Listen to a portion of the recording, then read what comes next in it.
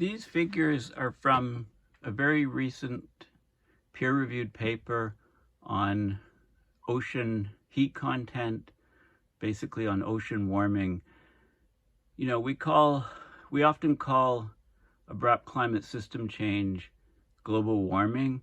You know, a more accurate term would be ocean warming, because over 93% of the heat that is warming the planet is going into the ocean. So here's a couple key figures from the recent paper that I'm focusing on in this video. And what we see is this is ocean heat content from the surface to 2,000 meters below the surface, the warming rate in watts per square meter. And what you can see is, since this is from 1960 to present day, and you can see a steady rise in the ocean heat content. So, you know, that 93% of the heating of the Earth, which goes into the oceans, is increasing the heat content and temperature of the oceans significantly. The water expands, so it's the biggest component of sea level rise at the moment. This is an interesting breakdown of the ocean heat content, again from 0 to 2,000 meters in depth in zetajoules per year. So this is the overall global situation. So the rate of warming greatly increased and then more or less became stabilized to a content. So it's warming, you know, somewhat linear rate, if you like, in the last few years. But what's interesting is the breakdown. I'm surprised. I thought this would still be increasing here, but this is what this curve is showing, graph is showing. It's divided it up into the different ocean basins. So this is the Pacific Basin, started warming, the red started warming about, you know, early 80s, large increase in warming, and then some fluctuation after the late 90s, 2000. This is the Indian Ocean Basin, is in green, started warming closer to 1990. This is the Atlantic Ocean in yellow, okay, and the Southern Ocean is in blue. And when you add all these up, you get the global ocean warming. So this is what I'm going to focus on, because I did talk about Earth energy imbalance recently, and you know, also mentioned that, you know, the vast majority of that is in the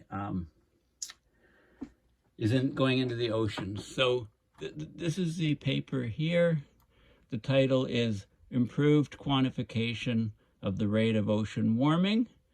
Okay, so this paper, this is July 15th, 2022, so hot off the presses.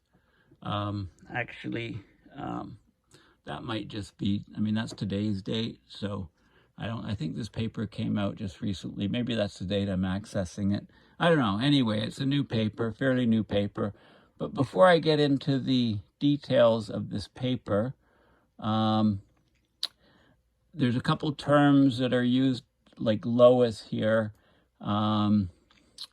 piecewise regression, piecewise linear, so dividing the curve into 15-year segments and then doing a linear fit to each of those segments.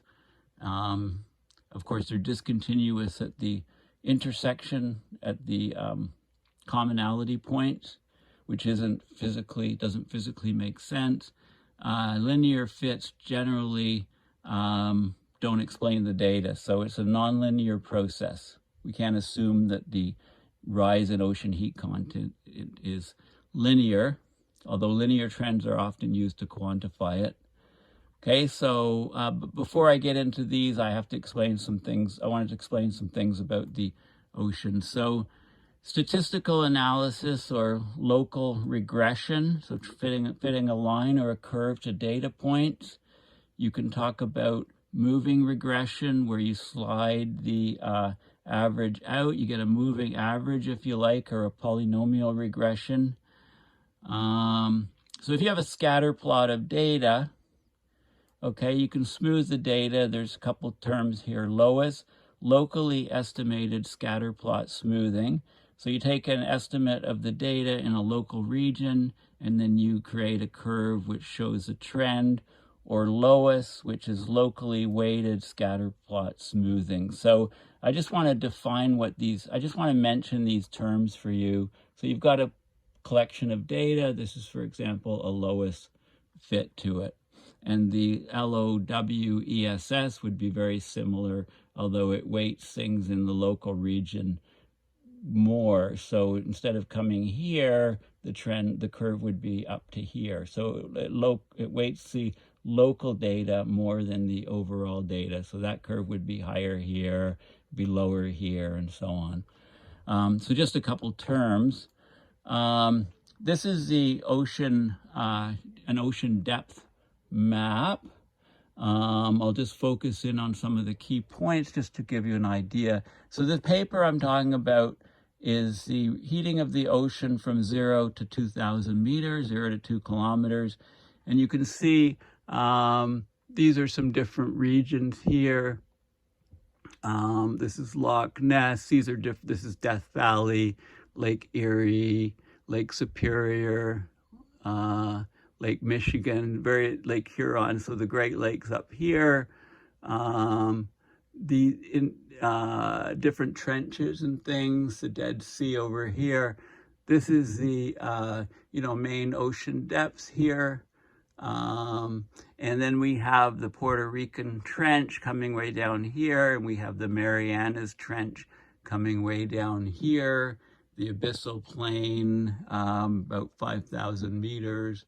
So you can see the kind of idea here to get an idea of the distribution of the ocean depths on the planet.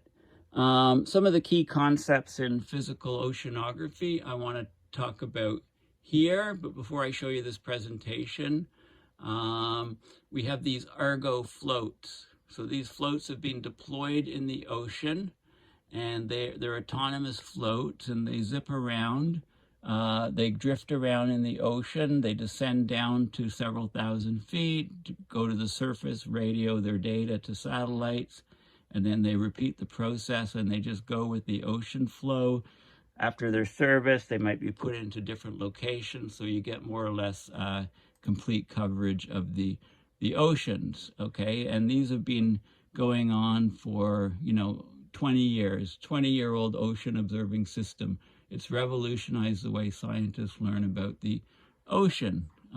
Okay, so that's their website. Very interesting. If you want to know more about it, just Google Argo floats and check it out and have a look at it. So there's some different sites on the Argo, ways to visualize the data, and they actually have a Earth Null School connection, a beta version with limited Argo data. So if you click on that, you can get, your recognizable Earth Null School, but there's different data that you can look at. So if we're in the ocean, we're looking at the partial pressure of CO2, for example, in the ocean. So a microatmosphere is a parts per million, 380.56. So you can get the equivalent CO2 concentration, in the oceans. That's what we're looking at, so we can see, higher numbers here, lower numbers here, higher numbers again up here,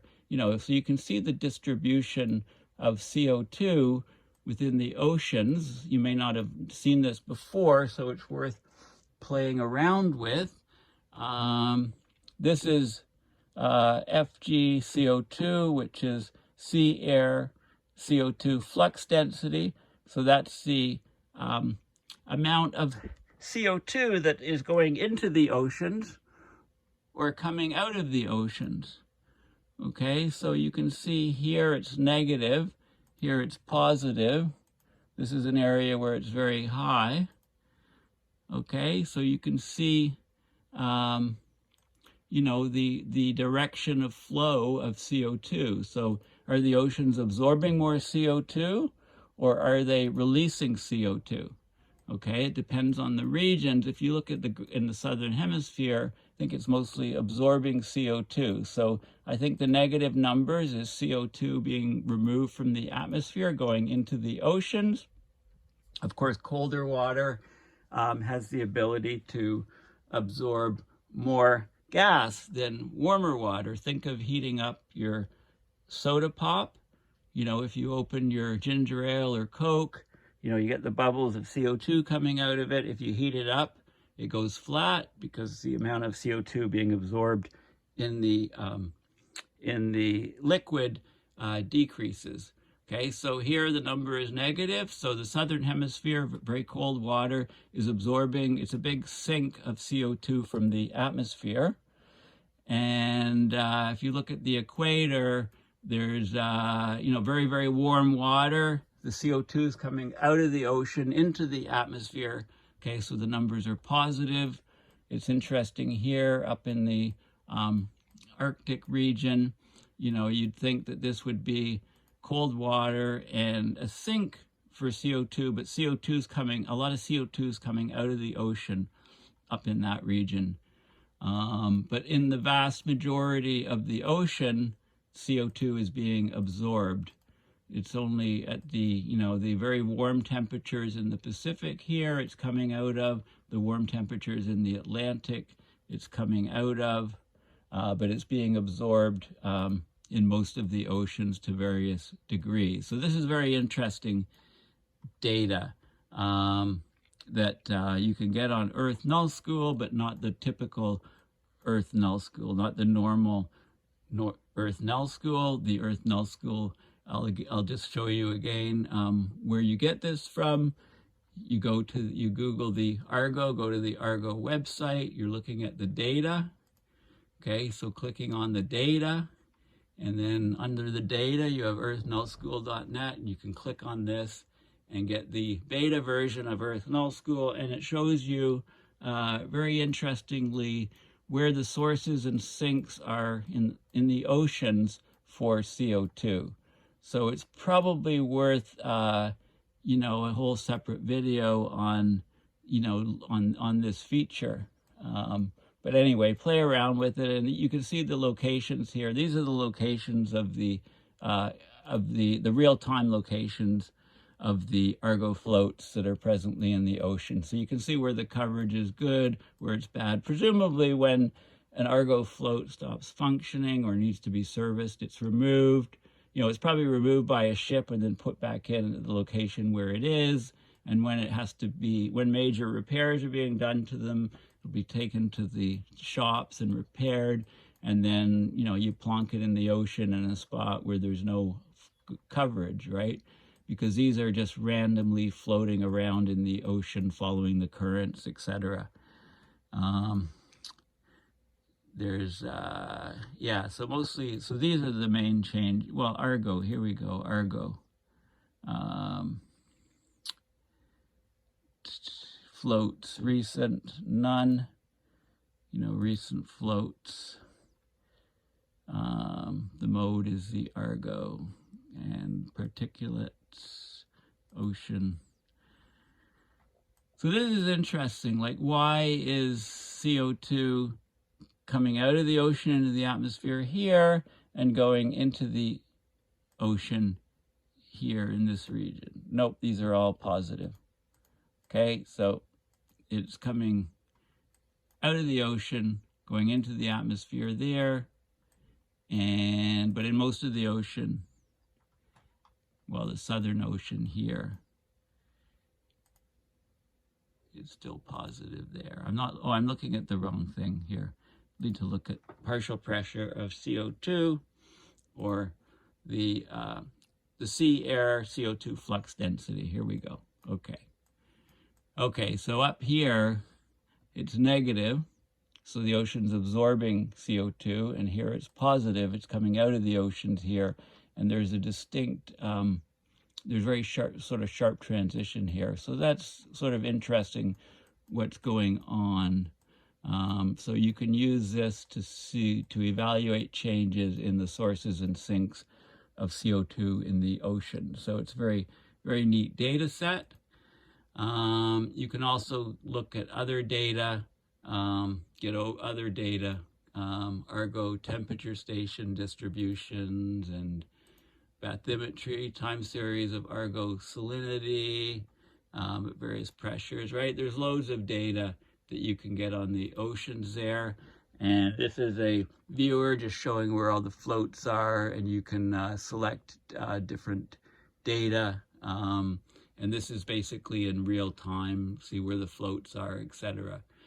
Okay, so I do want to just look quickly at this presentation just to give you some key concepts about oceanography before I go back to the paper on ocean heat content. So this was a presentation PowerPoint from a few years ago, but it's got some interesting points in it about the ocean. It's sort of a refresher for you and for me. So oceanography, physical oceanography, you know, the field can be divided into looking at the chemistry of the ocean, the biology, the boundary layers, estuaries, which are where rivers reach the ocean. So these are combinations of salt, of fresh water meeting salt water. So you get different levels of salinity in these estuaries, coastal factors, near shore, Arctic, geological, the different branches. The oceans cover about 70% of the Earth's surface. They contain 90% of the Earth's water. The average depth is 4,000 meters, multiplied by 3.3. That's 12,000, 13,000 feet. Huge volume, 1.33 billion cubic kilometers of water. Weighs a huge amount, 1.45 times 10 to the 18th tons. And that weight is about 7% of the Earth's mass. So from the mantle to the surface, right? So the ocean is a big, huge chunk of the Earth's mass. So you shouldn't be surprised that when the tides happen and the ocean gets pulled by the combination Earth, Moon, Sun, depending on where those bodies are relative to each other, you get huge tidal movements, which has a significant impact, on the stresses on the Earth, et cetera, et cetera. So where did all the water come from? Well, we know where we think it, you have to look back in the early Earth history. That's a little project for you. I'm not going to answer that. There's some different theories, but where do you think it came from? And how did it get salty? Okay, so water, of course, is a remarkable substance. Different phases, 3 different phases can exist on the Earth, right? Water vapor, the gas, water in liquid form, and then ice. Very sharp transitions from one to the other. It's how we actually define the Celsius temperature scale, to be 0 where it freezes and 100 where it evaporates. We have this hydrological cycle, which is vital for life on Earth. Water has a very, very high heat capacity. It takes a lot of energy to raise the temperature of water or to cool the temperature of water, relative to air, relative to land. The solid phase of water, ice, has a lower density, about 10% lower than the liquid phase, which is key for the existence of life on the planet. So ice floats on the surface of the water. The gas phase, water vapor, absorbs long-wave radiation. Okay, so it's a key part of the greenhouse effect. There's a high surface tension because of hydrogen bonding from between water molecules, and that has key factors. Water is a very good solvent. It's called the universal solvent because it's a polar molecule. The hydrogen sides are positive, the oxygen side is negative. So it dissolves many, many things. Just about anything dissolves in water, given enough time, and of course there's no life on Earth without it. Here is the composition of seawater ions. Does not vary much from place to place. The law of constant proportions. Okay, so this is the not percentage, it's parts per 100 by weight. Okay. Parts per 1,000 by weight, rather. Okay, practical salinity units, or parts per thousand. Okay, it's not a normal percentage sign. It's parts per thousand. Percentage is parts per hundred. Okay, I misspoke at first. So it's percent. So chlorine, chlorine ions, 18.98 by weight. Then sulfate, bicarbonate, and so on. Lots of negative. These are all negative ions that are in the water. And then there's positive ions. Okay, so there's a lot more negative ions and positive ions. The overall salinity is about 34.5. 35 practical salinity units, or parts per thousand. This is about 3.5%. You have to shift the decimal place over to the left. So this is about 3.5% of water is the ions that are within it for salt water. 85% of seawater is composed of the ions sodium and chloride to form the salt. The source of ions is from eroded rocks. Therefore, the ions weigh more than the water that it displaces, the fresh water. So salt water is heavier than fresh water. It's 1029 kilograms per cubic meter, as opposed to fresh water, 1,000 kilograms per cubic meter. Ice is about 900 kilograms per cubic meter. That's ice with no salt, freshwater ice. The density and the salinity are proportionately related. The higher the salinity, the higher the density. Archimedes' principle applies, the law of buoyancy. The weight of the water displaced equals the weight of the object.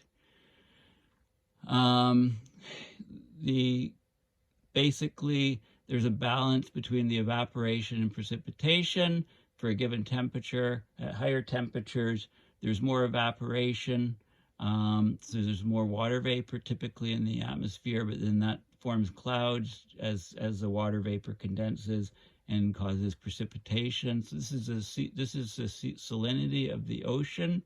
Okay, so it varies from about 32 to 38 parts per thousand, or practical salinity units. This would be 3.2%, 3.8%. So there is variance. These are some of the highest regions here. You'll notice that the Atlantic is a lot saltier than the Pacific.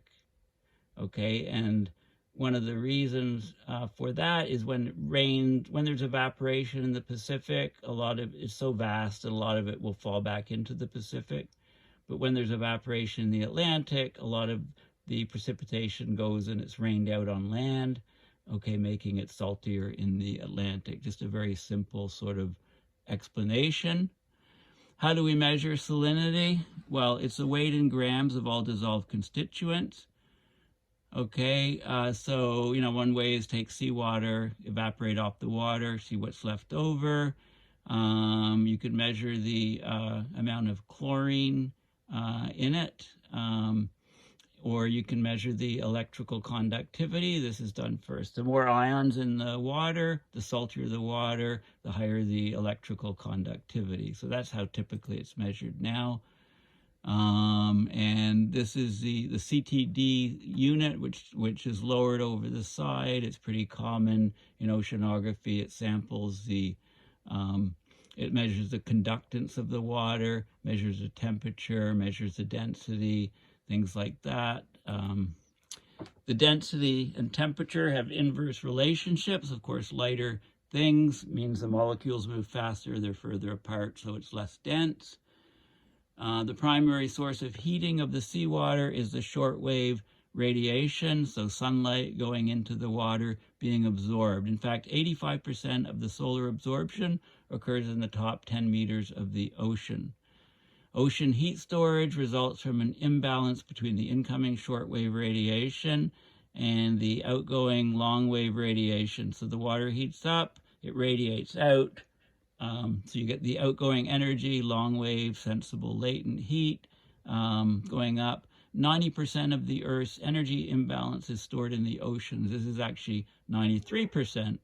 And the ocean has a very high heat capacity, so that mitigates warming and cooling events. So if you live on a coastline, the temperatures are much less extreme than if you live inside in the middle of a continent. So this is light penetration in the open ocean. So you lose the reds first, the yellows, the greens. So if you're down at these depths, it's like blue and purple. This is in the open ocean. There's not much particulate matter floating in it, so you get a large penetration of light. In coastal waters, the turbidity is much higher. There's lots of sediments floating, and the light does not penetrate, so it's pitch black at much lower depths. Just some basic oceanography. The seawater temperature is primarily a function of latitude. So these are the temperatures, right? Hot near the equator, cools off towards the poles. The heat is redistributed by poleward and equatorward currents. Most of the world ocean salinity and temperature fall around 34.7 parts per thousand or practical salinity units. This is about 3.5% and 2 degrees Celsius. Okay, Worthington's Peak. There's a peak here. Can anybody guess why? If you compare global salinity and temperature with depth, you can see that this is the practical salinity unit.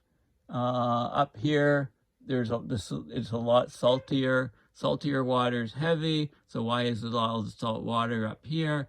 It's because of evaporation, right? Water evaporates. The salt stays in the solution. If it rains in another region, then this region generally remains saltier. Okay. This is salinity. This is potential temperature. Also much, much warmer. And if you have very, very warm oceans, you get stratification and the warm water stays on top. So there's an equation of state. The density of water depends on the salinity, the temperature, and the pressure. Pressure only becomes a factor in deep water because it's hard to compress water. The full equation of state, giving the density of water, it's nonlinear, has over 40 terms in the equation. This is 90% of the ocean is in this region here. It's about 35 is the salinity, parts per thousand, temperature 0 to 10 degrees sort of range. Okay, there's linear equations of state. If you want to calculate salinity and density and so on, there's more complicated math. Why evaluate ocean density? To identify the halocline, the thermocline, and the pycnocline. Okay, and this defines the vertical and somewhat the horizontal stability and stratification of the ocean. So this is as you go down with water depth, the temperature, here's the temperature at the surface, heated by the sun. Then it drops here, where the drop is very sharp in temperature. We call it the thermocline. Okay, if you look at salinity, the salinity is here at the surface, and it increases as you go deeper. In these, where the increases are sharp, it's the haloclines. And here's a mixed layer. This is water density, and you call it the pycnocline here and here. Okay, so, the stability depends on the seawater density is a function mostly of salinity. Okay, and you can talk about the stability of the ocean in the vertical direction. The pressure does have an effect in deep water. Pressure is just given by the density times gravity times the depth. There's two effects on pressure. It compresses the seawater, increasing the density, and it heats the seawater because you're pushing it together because of adiabatic warming. So you can talk about potential density, potential temperature as you get deeper, but those are different effects. There's some curves of pressure, of temperature with depth and pressure with depth. So there's not much change, but there is a little bit of change as you go to deeper depth. So for most applications, though, the ocean's considered incompressible, leading to continuity of mass. This is a continuity equation for mass, okay? Conservation of mass. And salinity and temperature, this is salinity and temperature curves. And there's momentum equations for what causes the water to move. So gravity's in here, pressure, friction, and the Coriolis force. And then there's basic Navier-Stokes equations for motion in the UVZ, XYZ directions. And in the Z direction, gravity comes into play. But the movement of the water, so you've got local acceleration in X, right? Change in X divided by the change in time. You've got advection, which is horizontal movement. You've got advection here as well. And then you've got these are Coriolis effects, Coriolis acceleration because of the movement of the Earth. And you've got a friction force. And the things that are driving the motion is the pressure gradient. And these are the acceleration terms, frictional acceleration term.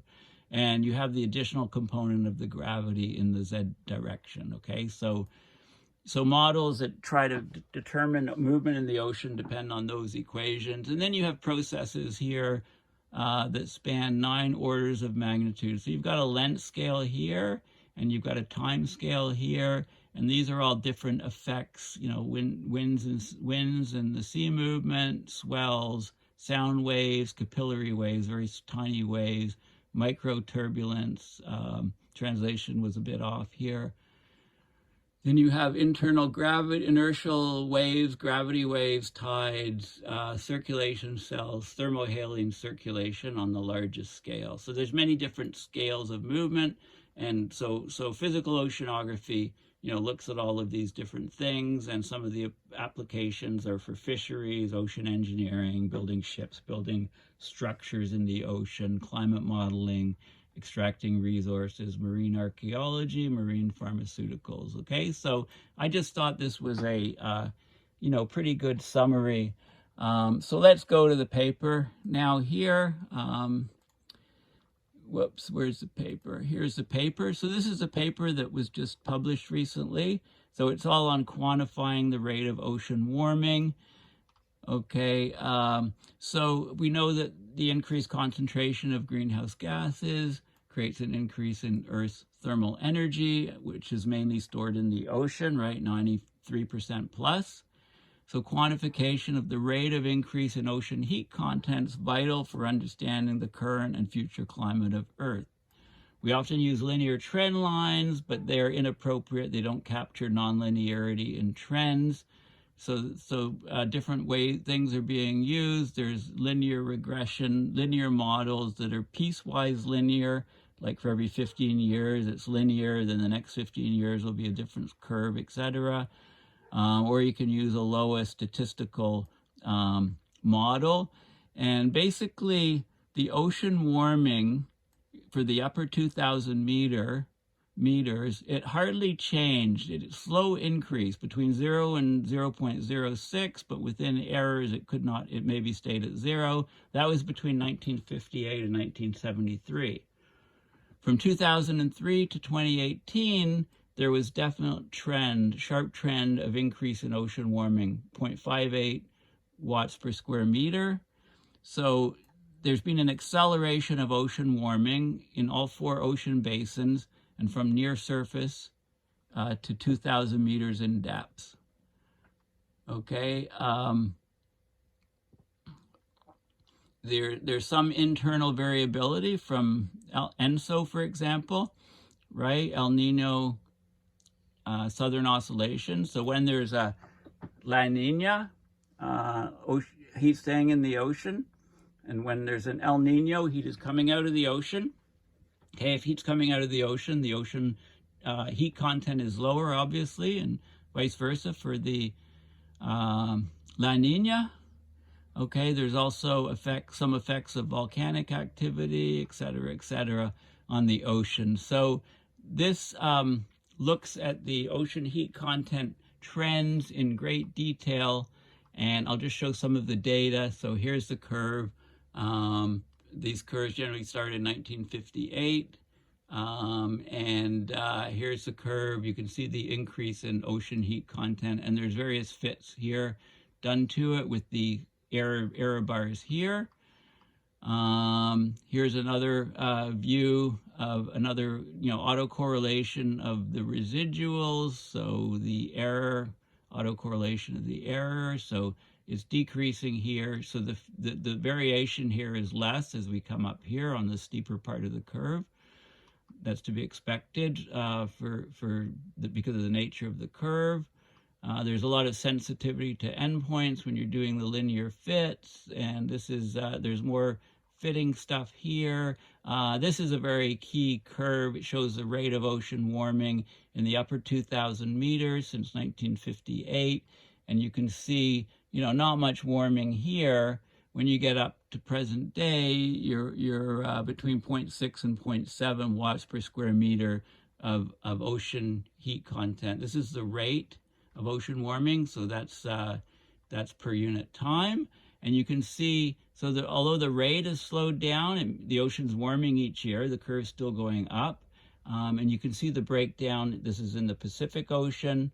This is the Indian Ocean.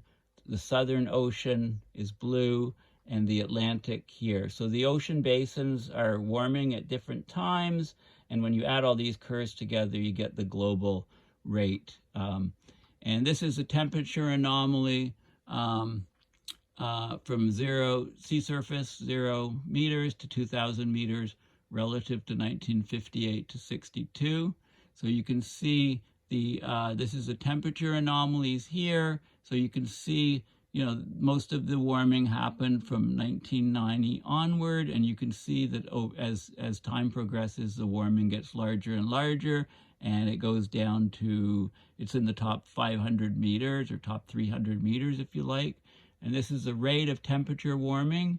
You can see, it's the rate increased here and increased here. This is another curve showing it, and this is interesting. This is a map of where the warming happened in the ocean. And this is a little bit surprising because, this isn't surprising here. Off the U.S., off Maine and the eastern seaboard of the U.S., the warming has been very, very high in the ocean. This is at 30 degrees north where the Hadley cell descends in this region. And also it's about between 30 and 60 in the southern hemisphere. Ocean's warming here. This is in the Atlantic basin. South of Greenland, the ocean hasn't been warming here, and this seems to be indicating that the thermohaline circulation, or the AMOC, has been slowing down. Okay, there's been meltwater coming from the Arctic, and it's slowing down the ocean circulation. You can see warming also in these parts of the Pacific, but there's areas of the Pacific where there's also been cooling. So the distribution actually is quite interesting. The overall effect is a warming ocean, but there is some substructure here, which is well worth noting. This is the Earth's energy budget in zettajoule, which I talked about in a previous video, but this depicts the data a bit differently. So we can see most of the energy is going, the biggest increase in energy is in the top 0 to 300 meters of the water column. And this is how it changes over time. Next is the 300 to 700 meter water depth, and then 700 to 2,000 meter water depth. Below 2,000 meters, there's still warming. And that warming below 2,000 meters is still greater than the energy going into the melting of ice, the latent heat change.